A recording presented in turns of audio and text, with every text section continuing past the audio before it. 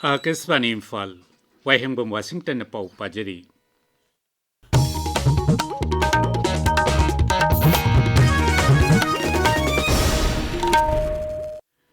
Pradhanmantri Narendra Modi na hairi Bharat na maromdom lepsa bangamna bohona bahaibasi laibak asipu chakhwal hanabagi khongjang amani Ahmedabad ki Sardar Dham Phase 2 Girl Hostel sangabagi thoramda virtual oina wangang bada Pradhanmantri na hai Malemda tangdu laita dabagi phibam mayok naringai sera kasida laibak kasina masa maromdom lepsa nabagi khudong chaba phangli Haugalakliba nahasing maruaina nupa machasing amasung nupi machasingda tungi mirolgi yaiphanabagidamak laibak asida sajaba polamsing sizinanabasu mangna appeal tawri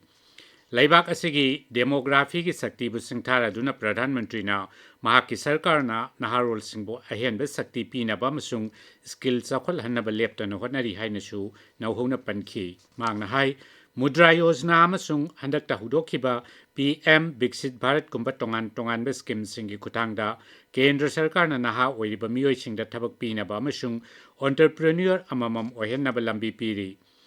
Lupa koti chanirom changna nauna saba hostel building asina nupi macha mahiroi lising ahum lomda khudong chaba phangangani Amaromda Pradhan Mantri Narendra Modi gi hayengdagi haugadoriba numit ini gi Gujarat khongchatta mahangna Ahmedabad ta Lupa koti lising mga chamri rongi chakwatharangi project kaya sangagani project singadu sangara batungda Sri Modi na miyam gi mitin namada wangangani mahangna Ahmedabad ki Hansalpurda laibak sama romda thadokadaba battery electric vehicle amasung hybrid battery electrode singsu puthokpa hauhangani Imphal Zilla ki tongan mafam singda Consumer Affairs Food and Public Distribution na sengi opal sell tawragani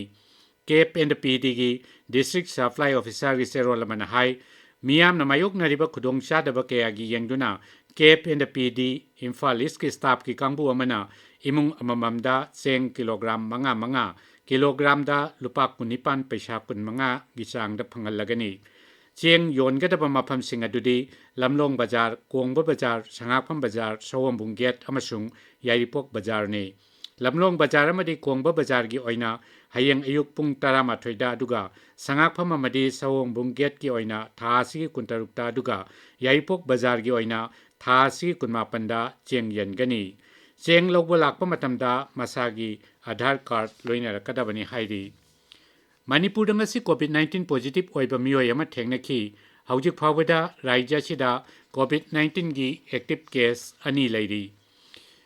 rajya gi haksel bibhagna ngasi thokpa cherol amada hai ngasi Imphal East Jilla da miyoi mari test tawbada miyoi ama COVID-19 positive oiba thengnaki Bishnupur Jilla ki Kwasipai Youth Volunteer Organization sinduna present conflict and common people haibada haiva hiram singda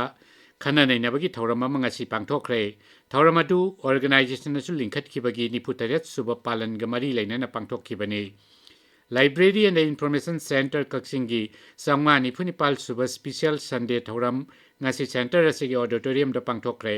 miyoi sama kulomna saruk yakhiba thauram aduda handakta lalit kala academy award phanglaba pukrambam prem chandra singh amadi lisingani tara humdoi tara mari da lalit Kala Academy Award Fankrava Nongmaithem Nandara Singha Mairo Singha Unaduna Wari Watai Shanaki Indian Space Research Organization ISRO na Gaganyaan Gidamak Ahanba Integrated Airdrop Test Mai Pangna Pangthokre Masi Mission adu de yawba astronaut singbu spaceport tagi parachute ki matengna purakna bagi thaurangni Test adu ISRO Indian Air Force DRDO Navy amasung Indian Coast Guard na punna honamina duna pangthokpani masigi mathakta ISRO na second test vehicle demonstration mission amasung ahanba unscrew Gaganyaan mission gi damaksu sem sari Kendra gi mantri JP Nadda ngasi numidang wairam laibak asida leiba Fiji gi Pradhan Mantri Siki Bheni Rebukaga Delhi da unakre Fiji gi Pradhan Mantri asi numit humne gi Bharat khongchat ngasi New Delhi da thunglakibani mangna laibak adu gi Haksel Mantri Ratu Etonio amadi atai makok thongba official kaya loina rakli mangna hayeng Pradhan Mantri Narendra Modi ga unagani pau loijare